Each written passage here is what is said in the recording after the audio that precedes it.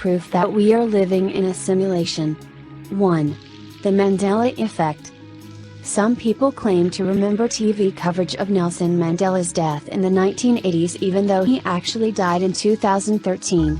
The Mandela Effect is therefore supposedly proof that whoever is in charge of our simulation is changing the past. Or alternately, this is evidence of parallel universes and some individuals have crossed from one universe, in which Mandela died in the 80s, into ours, where he lived to age 95. Additional examples of this phenomenon include some remembering the name of the Berenstain Bears children's book series being spelled as Berenstein and others recalling a non-existent movie from the 1990s called Shazam, starring the comedian Sinbad as a genie. 2. Missing aliens. We've spent billions sending probes through outer space and should probably have found evidence of extraterrestrials by now, right? Not so fast. Aliens would likely be far more technologically advanced than we are, the thinking goes, so the fact that we haven't located them suggests we live in a simulation they've figured out how to escape from. Or maybe the computer we're in only has enough RAM to simulate one planetary civilization at a time. 3.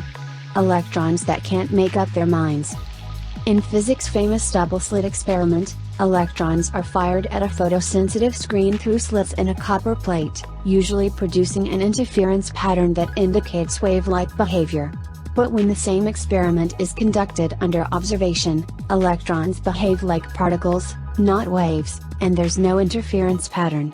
Some have taken this to mean our simulation is conserving its resources and rendering certain things only when it knows we're looking at them. 4. DNA that contains a computer virus. In 2017, a multidisciplinary group of researchers at the University of Washington proved that they could embed malicious computer code into physical strands of DNA.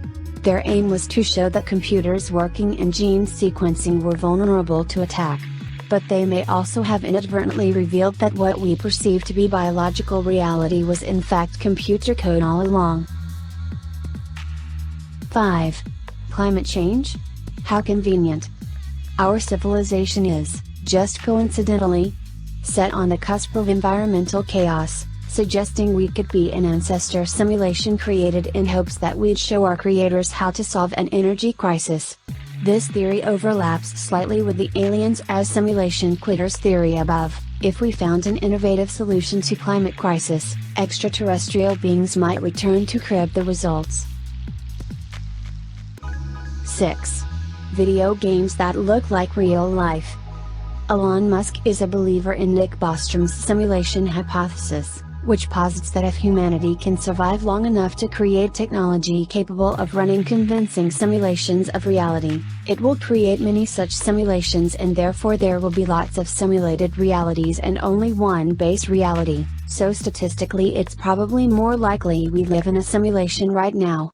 Further proof that we live in the Matrix, according to Musk, is how cool video games are these days.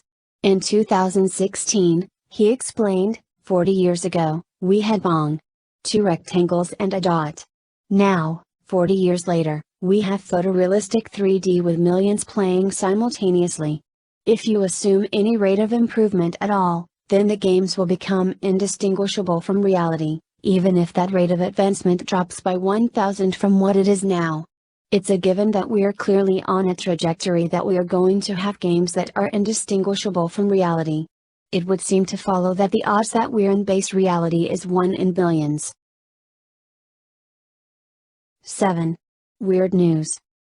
Some have proposed that recent unlikelihoods, including Donald Trump's election, Brexit, the 2017 Oscars envelope mix-up, and that year's 25-point Super Bowl comeback, could mean we're in a malfunctioning simulation or whoever is pushing the buttons is screwing with us. 8. Quarks with computer code. Seemingly not crazy theoretical physicist James Gates claims he has identified what appears to be actual computer code embedded in the equations of string theory that describe the fundamental particles of our universe. He says he found error-correcting codes, they're what make web browsers work. So why were they in the equation I was studying about quarks and electrons and supersymmetry? 9. Why does our universe have rules in the first place?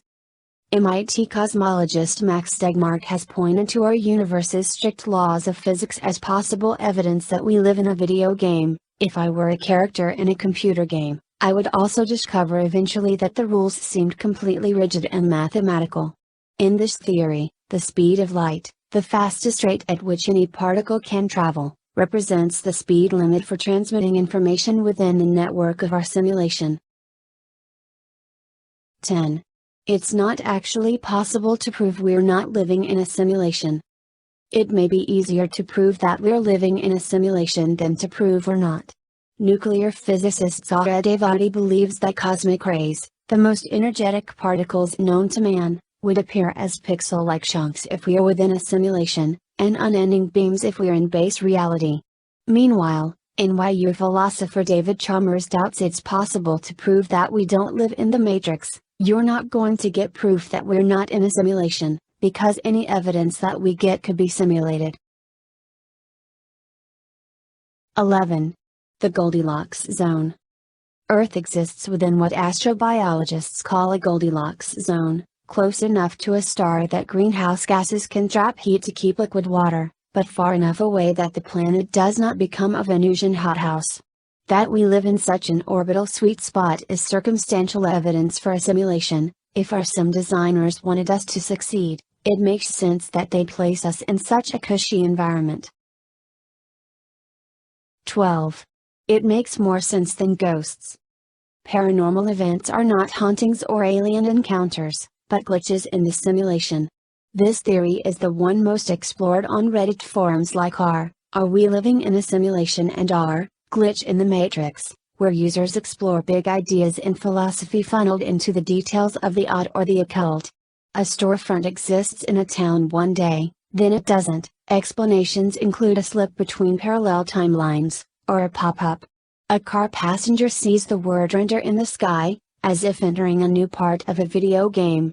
Elevators are a frequent setting for glitch stories. The jump between floors seems to encourage a slip within dimensions. 13.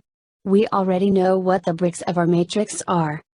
According to simulation believers, we may have already found the pixel-sized building block of the universe, the Planck length, the point at which our concepts of gravity and space-time no longer apply. If our world is simulated, the Planck length would be equivalent to one bit of information, or a pixel. 14. We're already good at making simulations, and we're getting even better. In 2014, the Harvard-Smithsonian Center for Astrophysics connected 8,000 computers to create a 350 million light-year simulation of our universe and digitally aged it over 13 billion years. That the Sims video game franchise has sold over 125 million copies in its first decade shows we're interested in playing with simulations, too. If and when a future version of humanity finds themselves with the ability to create more realistic simulations, it wouldn't be a surprise if they opted to use it. 15. Yeni vs. Laurel.